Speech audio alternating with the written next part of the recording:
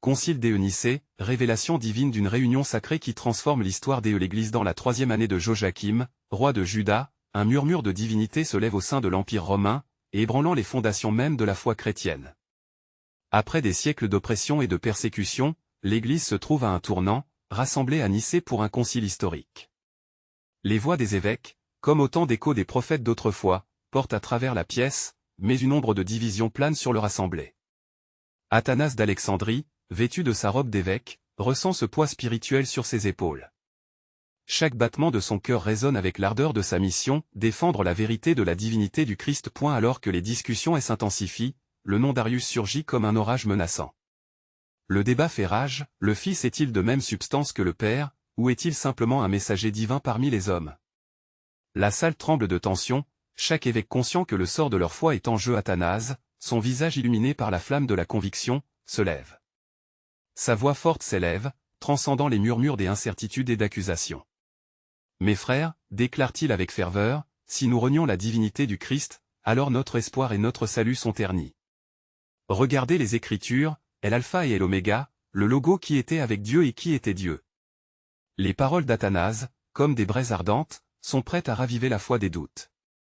Son esprit se remémore les miracles de Jésus, les guérisons et la résurrection, témoignant en sa faveur.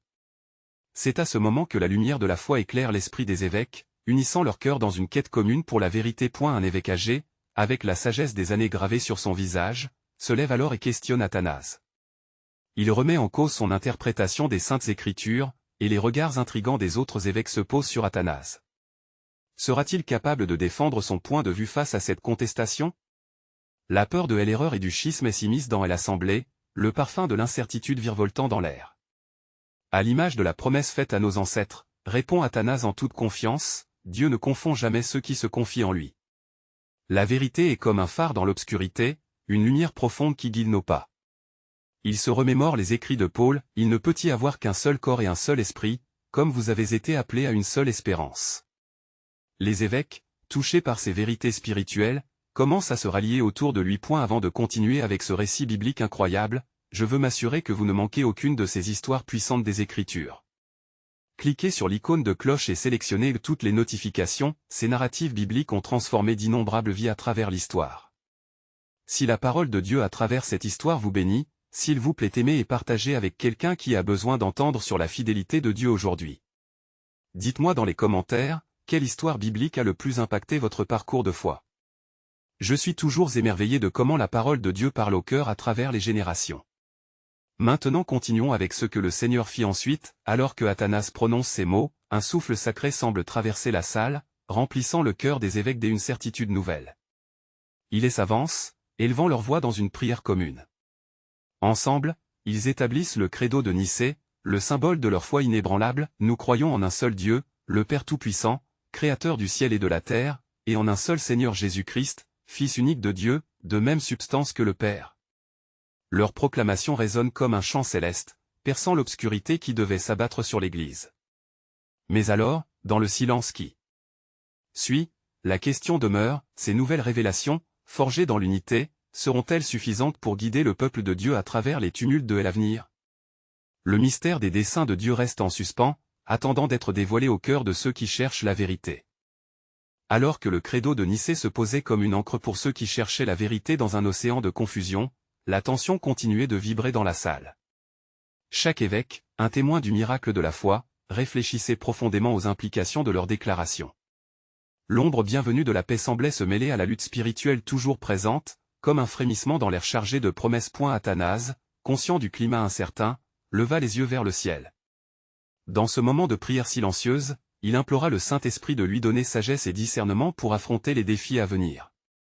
Les murmures des autres évêques, maintenant en accord, ne faisaient qu'amplifier le besoin de précaution.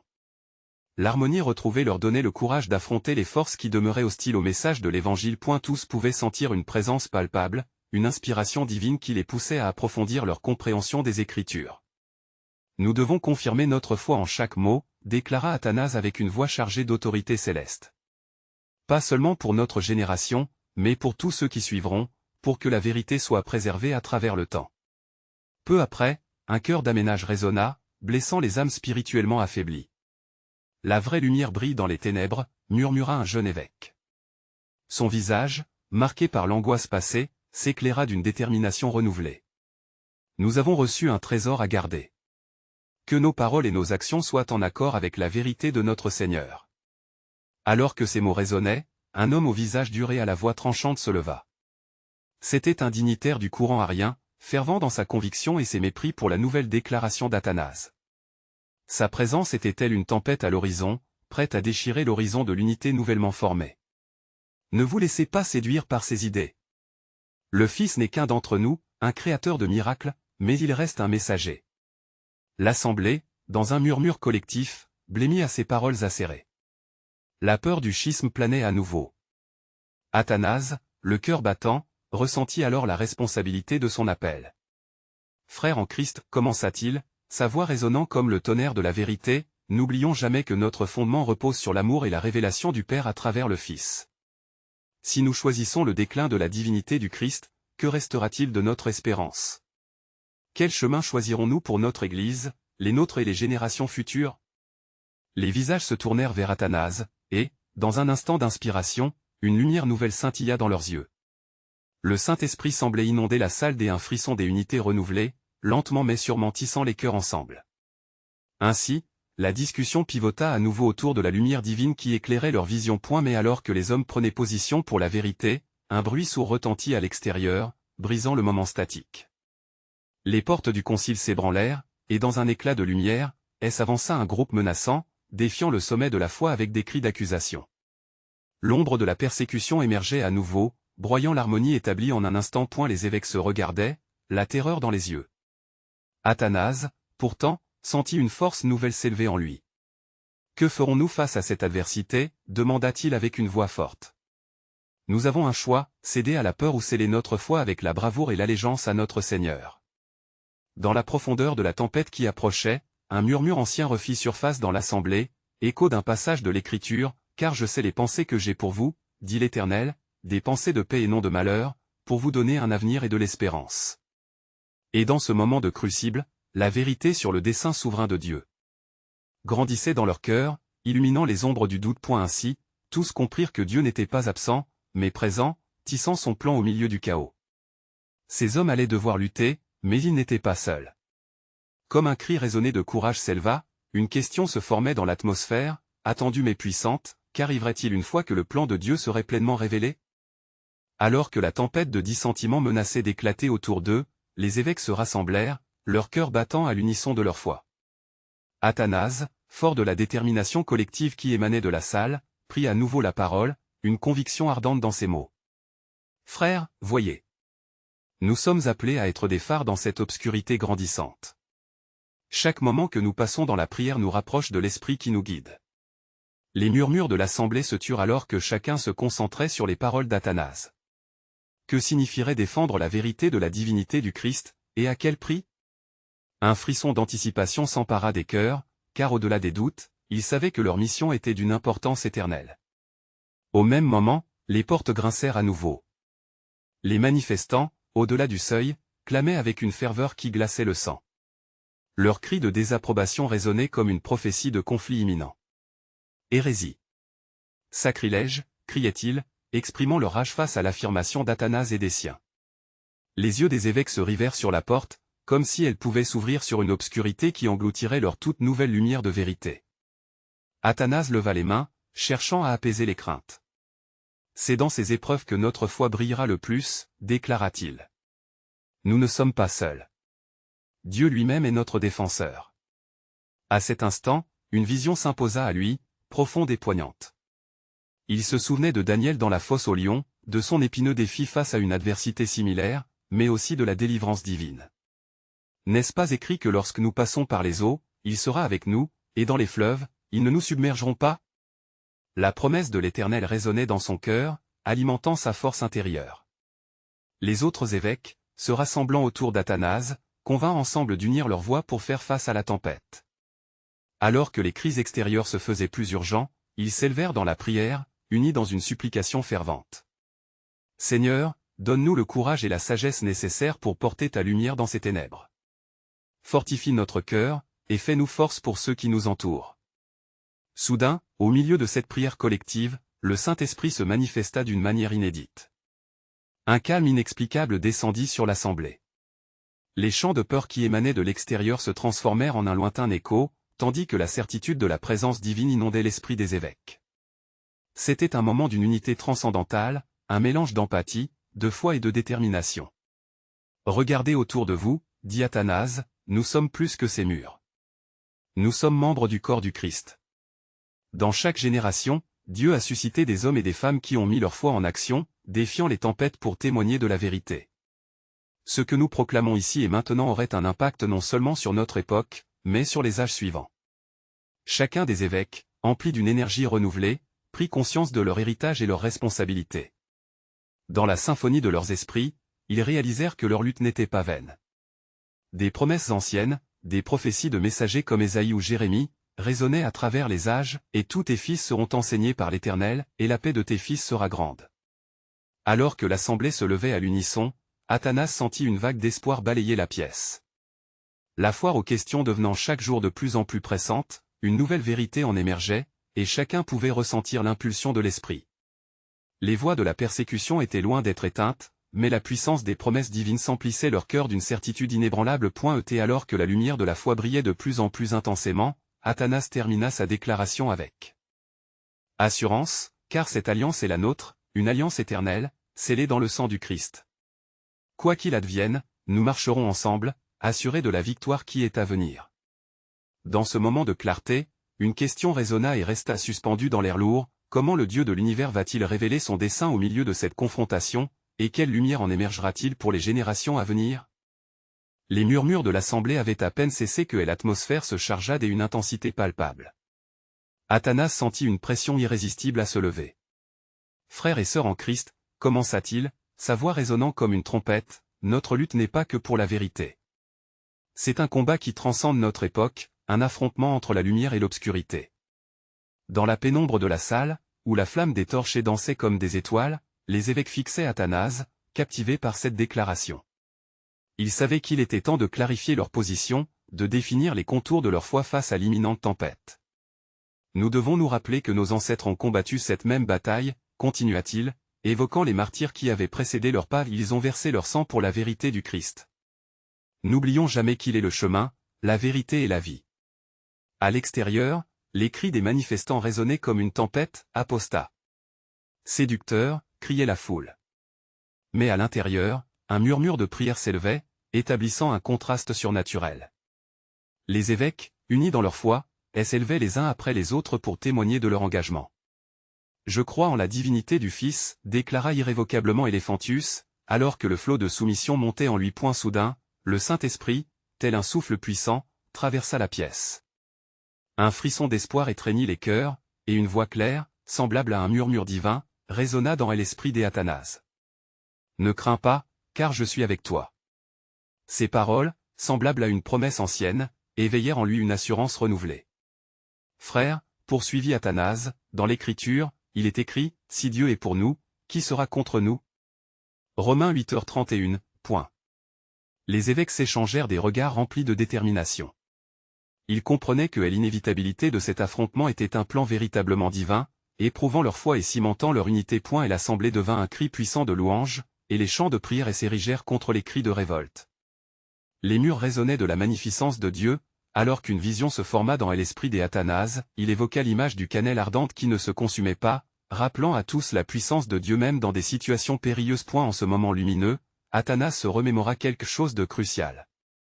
Rappelez-vous, lorsque Moïse se tenait devant la mer Rouge, il n'était pas seul. L'Éternel ouvrit la mer pour sa délivrance. En tant qu'enfants de Dieu, nous marchons sur les terres de promesse. Quelle que soit la voie que nous emprunterons, nous ne serons jamais abandonnés. Aussitôt, une conviction collective envahit l'assemblée. Chaque évêque se leva, entourant Athanase dans une étreinte de ferveur et de foi. Ce moment sacré s'imprimait dans leurs âmes comme une tremplin vers des sommets inconnus.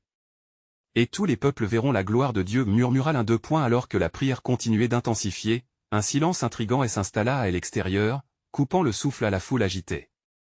Les murmures angoissés se transformèrent en un souffle commun, comme si une volonté supérieure était à l'œuvre. Jour après jour, leur voix se levait comme une plainte pour la vérité, et il s'imposait à chacun d'eux que cette réunion n'était pas banale. Elle marquait le début d'un mouvement fort qui pourrait une fois de plus infuser le souffle de renaissance dans l'Église naissante. Comment Dieu, dans sa sagesse infinie, allait-il façonner cette vérité qui transcende le temps, et quelle lumière pourrait émerger à travers cette confrontation? Cette conviction imprégnait les cœurs alors que le chapitre suivant s'approchait, révélant que Dieu, dans sa souveraineté, avait un plan, un dessein éternel dont le dénouement allait au-delà de leur compréhension, car à celui qui peut faire par la puissance qui agit en nous infiniment. Au-delà de tout ce que nous demandons ou pensons, Éphésiens 3h20. Alors qu'une pénombre apaisante enveloppait le lieu, une détermination toute nouvelle s'épanouissait dans le cœur des évêques. Un rêve collectif s'ancrait dans leur esprit, nourri par la promesse divine qui flottait autour d'eux. Athanase, enflé de confiance, leva les yeux vers le ciel. Une lueur d'espoir émanait de sa présence tandis qu'il murmurait des prières, inclinant sa tête devant le Seigneur. « Frères, s'écria-t-il, sa voix résonnant dans le silence sacré, le temps est venu de déclarer notre position avec ferveur. Nous ne pouvons rester inertes face à la tempête. N'est-il pas écrit, celui qui combat pour nous est plus puissant que celui qui est dans le monde? 1 Jean 4h4, ainsi, nous nous levons, non pas par nos propres forces, mais par la puissance de l'Esprit Saint qui nous habite. Les évêques, galvanisés par chaque mot, commençaient à sentir le besoin de s'exprimer, à partager leur propre vision. Éléphantus, le cœur brûlant d'une foi fervente, se leva à son tour. Si nos ancêtres ont été des témoins jusqu'à la mort, quel soit notre modèle. Nous n'aspirons pas à la gloire humaine, mais à la vérité céleste. Amen, s'écria un autre évêque. Le sang des martyrs est le semence de l'Église. Chacune de leurs larmes et de leurs souffrances nous rappelle que notre chemin est celui de l'épreuve et de la gloire. Une vague d'amen vivace fusait de chaque coin de la salle, une reconnaissance spirituelle des imbus qui dépassait le simple débat doctrinal. Leur cœur battait à l'unisson, forte réponse à l'appel divin qui se faisait sentir au fond de leurs âmes. Alors, Athanase s'avança d'un pas ferme, les mains s'élevant vers le ciel. Regardons l'avenir. Non pas avec crainte, mais avec espoir. Ce que nous faisions aujourd'hui impactera des générations futures. Nous sommes là pour une raison, et l'Éternel, dans sa miséricorde, nous guide. Il s'interrompit un instant, ses yeux se portant sur le livre sacré étalé devant lui. Souvenons-nous de cet appel, chers frères. Comme Jean le Baptiste, qui dit, préparez le chemin du Seigneur, Matthieu 3h3. Nous sommes aujourd'hui ces héralds qui doivent annoncer la vérité de Christ à la face du monde. À l'unisson, l'assemblée pulvérisa un cri de louange qui monta vers les cieux, comme un parfum doux et agréable. Un souffle divin parcourut les rangs, et les lumières des torchers semblaient intensifier leur éclat. Chaque évêque, enfoncé dans la prière, éprouvait une connexion inexplicable avec l'Éternel, une conviction irrésistible de se tenir sur une terre sainte. Soudain, un bruit semblable à un tonnerre retentit à l'extérieur. Les manifestants, portés par une peur irrationnelle, avaient monté le volume de leur colère. Hérésie. Apostasie. Avait-il crié avec une fuite de désespoir. Mais, influencée par la puissance de la prière collective, l'assemblée des évêques demeurait inébranlable. Que ferons-nous? Demanda l'un d'eux, son visage marqué par l'angoisse. Serons-nous capables de faire face à cette adversité? Athanase, son regard embrassant l'ensemble de l'assemblée, répondit avec fermeté, nous serons plus que conquérants, car celui qui est en nous ne connaît pas l'échec. Écrivant à Timothée, Paul nous rappelle que Dieu ne nous a pas donné un esprit de timidité, mais de puissance, d'amour et de sagesse, 2 Timothée 1h7. À mesure que ces paroles retentissaient, une révélation divine s'immisçait dans le cœur des assistants. Les liens des unités devenaient plus forts, et une conviction commune s'éveillait. Ils réalisaient que même si les ombres s'alourdissaient, la lumière de Christ brillait inextinguible. Ainsi, alors que cette assemblée se tenait, eux qui avaient cherché la vérité, l'Esprit de Dieu semblait promettre de grandes choses à venir. De cette lutte pourrait émerger un renouveau, la vérité s'érigeant au-dessus du tumulte, comme un phare dans la nuit. Tandis qu'ils ouvraient à nouveau leur cœur en prière, la pensée divine les enveloppait. Car l'Éternel, dans son plan, a un dessein secret, celui qui aura lieu car il déclare, voici, je fais toutes choses nouvelles, Apocalypse 21h5. Alors que le tumulte extérieur continuait de résonner comme un écho de désespoir et de colère, l'assemblée des évêques se tenait solidement unie dans la prière.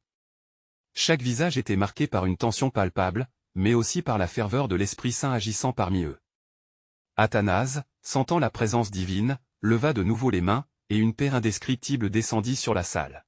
« Frères, commença-t-il, sa voix dénuée de tout tremblement, ne laissons pas la peur nous envahir. Rappelons-nous les mots de notre Seigneur, n'ayez pas peur, car je suis avec vous tous les jours, jusqu'à la fin du monde, Matthieu 28, 20. Cette promesse demeure notre refuge, même au milieu de l'incertitude. Les paroles d'Athanas semblaient transporter une onction salutaire dans la salle, et les évêques s'échangèrent des regards chargés de résolution. Éléphantius, à nouveau empli d'ardeur, s'adressa au groupe, « Le Saint-Esprit nous a appelés à cette heure, et ce qui doit se faire, se fera selon sa volonté. Répondons avec courage et assurance. Comme il est écrit, soyez forts et courageux, n'ayez pas peur et ne vous laissez pas effrayer, car l'Éternel, votre Dieu, est avec vous partout où vous irez. » Josué 1h9. Un murmure des Amen fervents se leva, témoignant de leur unité spirituelle. Alors qu'un autre évêque se levait pour prendre la parole, une lumière mystérieuse se mit à briller dans la salle, illuminant les cœurs, tel un reflet divin se déversant sur le rassemblé. Puis, un bruit de pas résonna sur les pavés extérieurs, interrompant l'assemblée. L'inquiétude était palpable lorsque des figures se mirent à émerger dans l'ombre, les visages marqués par l'inquiétude et la colère. La confrontation semblait inévitable. Athanase, dans un geste plein d'autorité, s'avança vers l'entrée, son regard déterminé. « Courage, mes frères !» s'écria-t-il. Si les ténèbres s'avancent avec fureur, rappelons-nous que le Seigneur a dit, « Je suis la lumière du monde » Jean 8h12. La lumière ne peut être voilée par l'obscurité. Allons, annonçons notre foi sans crainte. Les évêques, impressionnés par le leader qui les inspirait, se joignirent à lui, marchant ensemble vers l'entrée, les cœurs battant à l'unisson. La confrontation promettait d'être ardue, mais la détermination leur imprégnait d'une force nouvelle. À un seuil de l'assemblée, Athanas s'arrêta et pria silencieusement. Soudain, une voix pénétrante résonna dans son esprit, « Ne crains rien, car je te donnerai les mots à dire. » Reconnaissant cette douce assurance, il se tourna vers la foule réunie devant eux. « Peuple de Dieu, commença-t-il, sa voix portant avec une autorité divina, nous sommes ici non pas pour débattre de nos différences mais pour proclamer la vérité.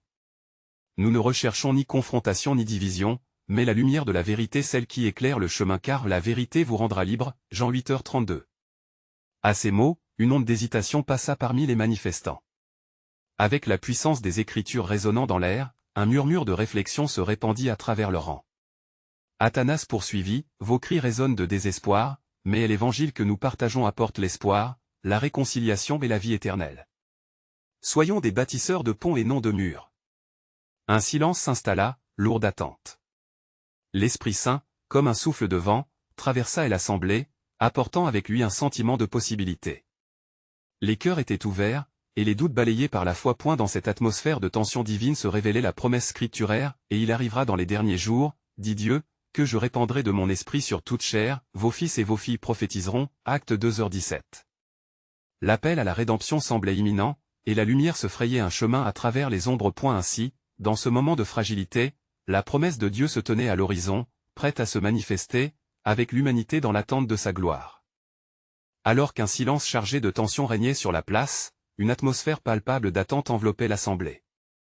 Athanase, relevant le menton avec fermeté, observa les visages des manifestants massés devant lui. Parmi eux, il discernait des cœurs troublés, mais aussi des âmes assoiffées de vérité. « Bien-aimés, continua-t-il avec douceur, à travers les âges, Dieu a parlé et a révélé sa volonté. Dans le livre des psaumes, il est écrit, « Ta parole est une lampe à mes pieds, et une lumière sur mon sentier » Psaume 119, 105. N'est-ce pas aujourd'hui le reflet de ce que nous devons être? Lumière dans les ténèbres? À la mention de ces paroles sacrées, une luminosité éthérée sembla émaner du cœur même d'Athanase, comme si la vérité divine se manifestait à travers lui. Les murmures parmi les foules s'intensifièrent, créant un crescendo de curiosité et d'espoir. Alors qu'un jeune homme, ému, s'avança timidement des rangs des manifestants, Athanase l'accueillit d'un regard bienveillant. « Parle, fils de l'homme, lui demanda-t-il, car la voix du Seigneur est à l'écoute. » Le jeune homme, hésitant mais déterminé, relève la tête et déclara, « Nous avons entendu vos mots, mais nos cœurs sont chargés de doutes. Comment pouvons-nous croire que la réconciliation est possible après tant de divisions ?»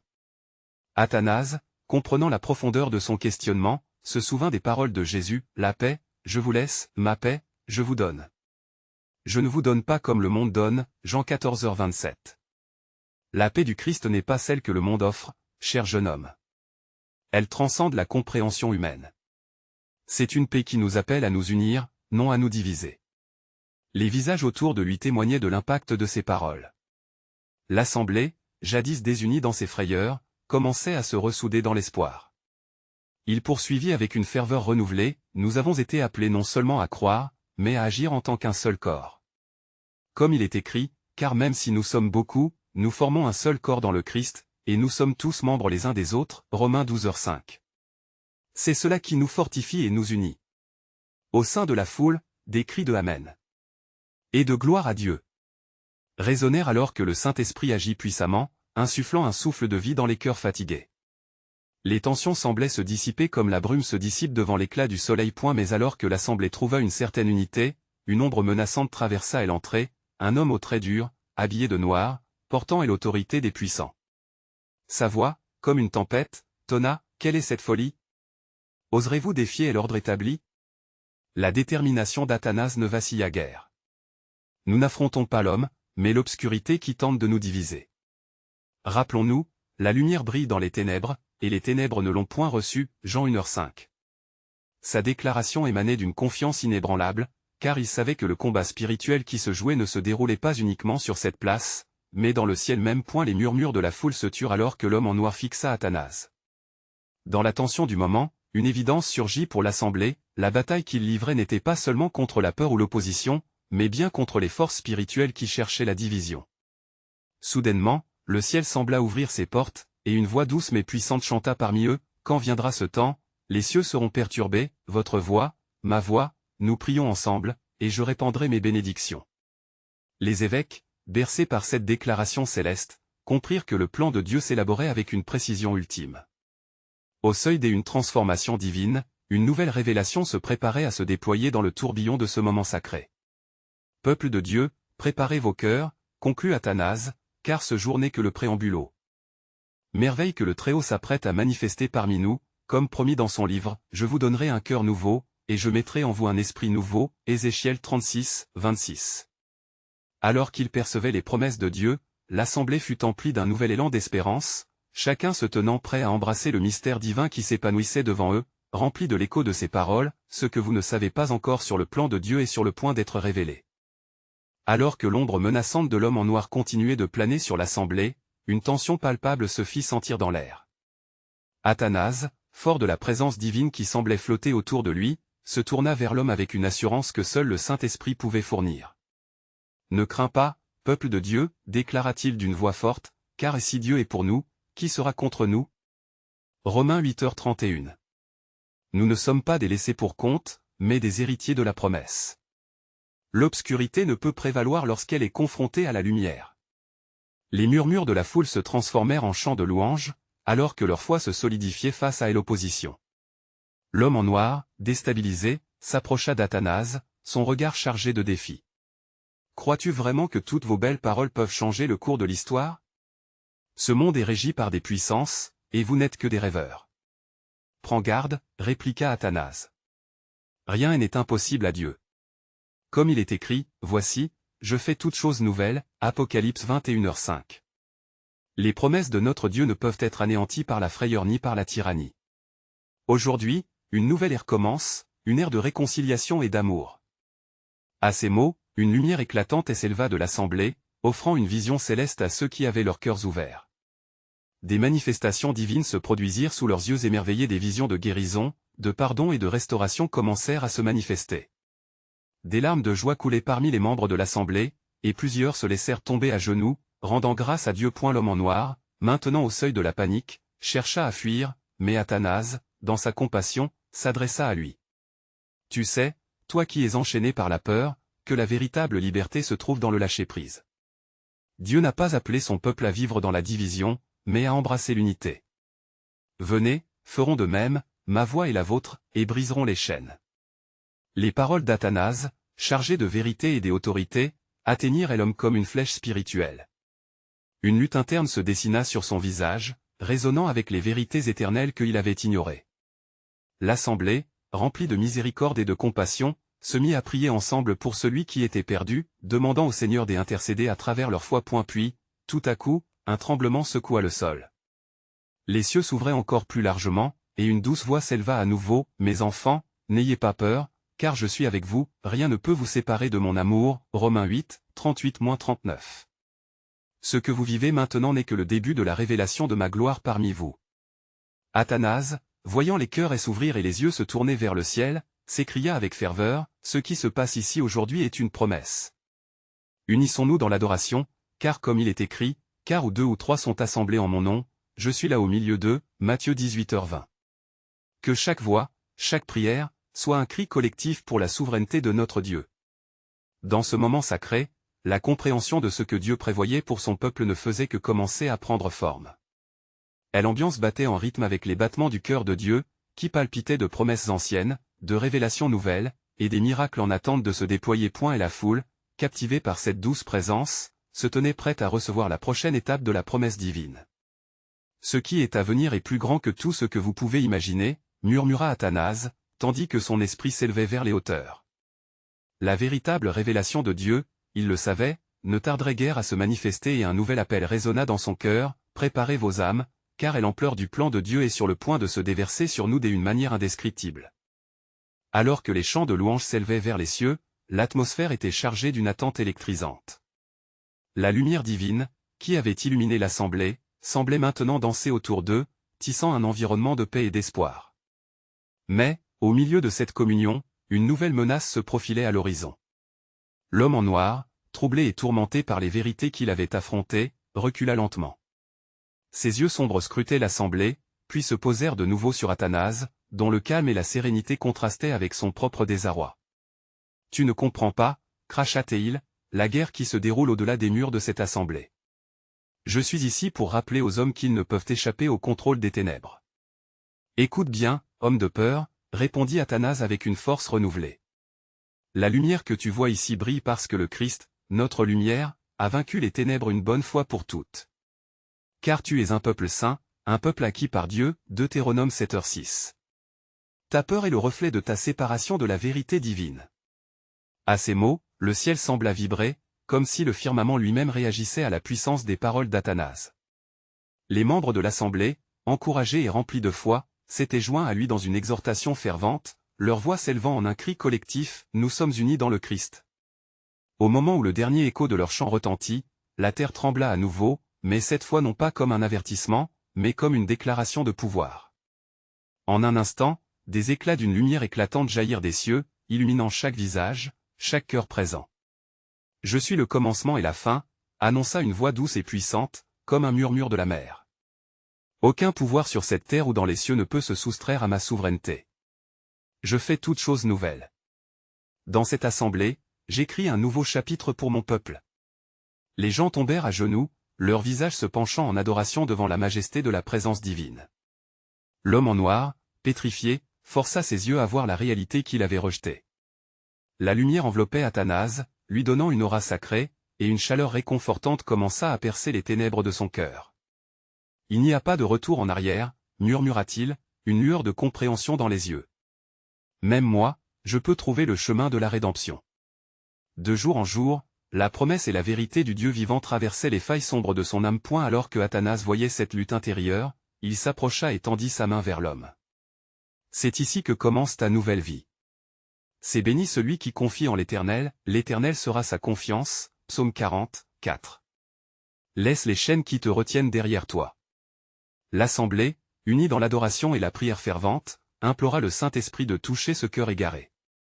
Les chants qui s'élevaient devinrent plus puissants, résonnant comme un tonnerre de grâce et de supplication. Le ciel, rempli de promesses, se para de couleurs merveilleuses, et dans cet instant, le Saint-Esprit descendit comme une douce brise, touchant les cœurs de ceux qui s'étaient rassemblés. Des larmes de repentance jaillirent de l'homme entaché par le désespoir. « Aujourd'hui, ta vie peut changer, » s'exclama Athanase. « Dieu n'a pas oublié son peuple. Comme il est écrit, « Car je connais les projets que j'ai formés sur vous, déclare l'Éternel, projets de paix et non de malheur, afin de vous donner un avenir et de l'espérance. » Jérémie 29, 11. La promesse de l'avenir brillait désormais non seulement pour l'assemblée, mais pour l'homme en noir. Alors que la lumière enveloppait leur réunion, la réalité multidimensionnelle de la grâce de Dieu commença à se déployer, créant un profond changement non seulement dans l'assemblée, mais aussi dans le cœur de cet homme en quête de vérité. Et tandis qu'une nouvelle ère de Révélation commençait à se manifester, Athanas se leva une fois de plus, plein de zèle. Préparez-vous, car ce qui vient est monumental.